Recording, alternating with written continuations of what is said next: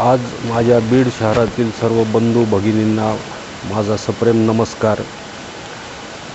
आज बीड शहरात होत असलेल्या बीड नगर परिषदेच्या निवडणुकीच्या निमित्ताने आज आम्ही सहदाम्पत्य भगवान बाबांच्या आणि विठ्ठल रुक्माईंच्या चरणी दर्शन घेण्यासाठी आलेलो आहोत। आज निवडणुकीचा प्रचार हा शेवटच्या टप्प्यात पोहोचलेला आहे। निवडणुकीचा प्रचार शेवटच्या टप्प्यामध्ये पोहोचत असताना आम्ही घरोघर लोकांच्या आमचे हमीनामे असतील आणि भेटीगाठी असतील आणि सर्वांच्या आमचे जे काही उद्देश आहेत ते आम्ही लोकांपर्यंत पोहोचवण्याचं काम केलेलं आहे।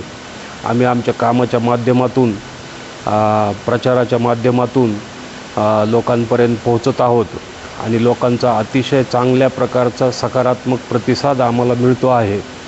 आपण बीड नगरपालिकेच्या माध्यमातून अनेक गोष्टी यापूर्वी मांडत आलेलो आहोत आणि आपण बीड नगरपालिकेमधून काय कामे करणार आहोत हे एक आपण व्हिजन लोकांसमोर ठेवलेलं आहे। आत्ता आपण भगवान बाबा प्रतिष्ठान या ठिकाणी आहेत आणि इथून आत्ता आपण पाहतोय समोर की खासबाग ते मोमीनपुरा हा जो पूल आपल्याला नवीन करायचा आहे, ह्या पुलाचंही काम आपण आता नगरपालिकेमध्ये निवडणूक झाल्यानंतर ते करण्यासाठी प्रयत्नरत राहणार आहोत आणि त्याला प्रायोरिटी देऊन प्राधान्याने ते काम आपण हाती घेणार आहोत। अशाच प्रकारे बीड शहरामध्ये अत्यंत गरजेच्या ठिकाणी रस्ते नाल्या असतील, हे सर्व कामे आपण प्राधान्याने कामे हातावर घेणार आहोत। आपल्या बीड शहरामध्ये आपण नुकतंच 2 महिन्यापूर्वी 1 वर्षाचं पथदिव्यांसाठी लागणारं बजेट मंजूर करून आणलेलं आहे आणि नगरपालिकेने आता त्या बजेटनुसार आणि त्या प्रोग्रामनुसार कामही चालू केलेलं आहे आणि आपण तो पथदिव्यांचा शहरामध्ये सर्वत्र लावण्याचा कार्यक्रम करून शहरातला अंधकार तात्काळ दूर करू आणि अंधकारमुक्त शहर ठेवण्याचा कायम प्रयत्न करत राहू। त्यानंतर आपण बीड शहरात वेगवेगळे नवीन कल्पकतेने उपक्रम राबवणार आहोत। नगरपालिकेच्या माध्यमातून आपण अनेक योजना आपण त्यापैकी नगरपालिकेच्या ॲम्ब्युलन्स सेवा असतील ह्या अस्तित्वात आणणार आहोत। 1 खिडकी योजना असेल, 48 तासामध्ये तक्रारींची निवारण असेल, ज्येष्ठ नागरिक बचत गटातील महिलांसाठी नवीन योजना असतील, कचरा व्यवस्थापन असेल आणि कचरा व्यवस्थापन प्रकल्पाद्वारे आपण अनेक पद्धतीचा रोजगार उपलब्ध करण्याचाही प्रयत्न तर आपला राहणार आहे आणि नजीकच्या काळामध्ये आपण हे सर्व करू। मला वाटतं की परवा दिवशी ह्या राज्याच्या माननीय महोदया पंकजाताई मंत्री महोदया पंकजाताई या बीडला आल्या होत्या आणि त्यांनी काही शहरातील लोकांच्या भेटी घेऊन त्यावेळी असं बोलताना सांगितलं की मी बीड शहराचा विकास करणार आहे, मी ह्या कामासाठी इतके कोटी, त्या कामासाठी तितके कोटी देईल। मग ताई ताईंना असं प्रश्न विचारायचा आहे की ताई, तुम्ही आजपर्यंत तुमची सत्ता आहे, गेल्या 3 वर्षापासूनही तुमची सत्ता आहे, मग निवडणुका का पुढं ढकलत होतात? विकासच करायचा होता, विकासाची एवढी गोडी आहे, विकासाची एवढी ओढ आहे, तर प्रत्यक्षात वेळेवर निवडणुका घेऊन तुम्ही तो विकासाचा कार्यक्रम ठप्प जो झाला आहे तो तुमच्यामुळंच झालेला आहे। तो का ठप्प केला होता?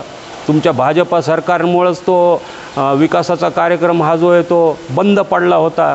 सर्व यंत्रणा किंवा सर्व काही व्यवस्था कोलमडली होती आणि प्रशासकीय कारभाराच्या नावाखाली पूर्ण महाराष्ट्रात आणि आपल्या बीड शहरापर्यंत सगळीकडं भ्रष्टाचार बोकाळला होता आणि अंधाधुंद कारभार निर्माण झाला होता आणि यामध्ये लोक अतिशय त्रस्त झाले होते। तेव्हा ताई तुम्ही कुठं होत्या?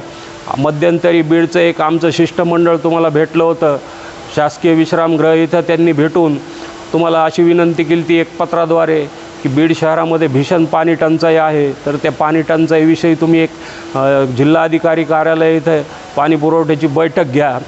तुम्ही मी बघते करते असे उत्तरं देऊन पुढं त्यावर काहीच केलं नाही बीडमध्ये मोर्चे निघत राहिले, पाण्याची टंचाई कायम राहिली, अतिशय दुरावस्था झाली, लोकांना हंडे घेऊन बाहेर फिरावं लागलं, लोकांना पिण्याचं पाणी वेळेवर मिळालं नाही. पण तुमच्याच्यानी बीडमध्ये बीडच्या जिल्हाधिकारी कार्यालयामध्ये पाणी पुरवठ्याची एक बैठक घेणं झालं नाही. आणि आता तुम्ही येऊन विकासाच्या गप्पा मारता आणि मी पाण्याचे प्रश्न सोडविल, मी हे प्रश्न सोडविल, ते प्रश्न सोडविल असं बोलता. तरी तुम्ही 2009पासून सत्तेत आहात. दिवंगत मुंडे साहेब गेल्यापासूनही तुम्ही कायम सत्तेतच आहात. तरी तुम्ही जो काही तुमचं विजन अचानक तुमच्यामध्ये निर्माण झालेलं आहे, क्षीरसागरसारखे महापापी महाचोर सोबत घेऊन हे जे काही अचानक विजन तुमच्यामध्ये निर्माण झालं आहे विकासाचं, त्या विकासाचं विजन तुम्ही ह्यापूर्वी कुठं त्याचा वापर करून काम केलं आहे, कुठं विकास केला आहे, हे आमच्या बीडकर जनतेला पाहायचं आहे. तरी आम्हाला काही तुम्ही पत्ते आणि तुमचे विकास प्रकल्प कुठं भारतात, राज्यात, बीड जिल्ह्यात, परळीपर्यंत कुठं राबवले असतील आणि पूर्ण केले असतील तर ते आम्हाला बघायला यायचं आहे.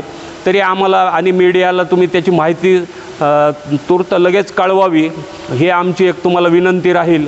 आणि बीडकरांना खोटे स्वप्न दाखवू नका, बीडकरांना जगू द्या, बीडची परळी करू नका, ही आमची तुम्हाला विनंती राहील.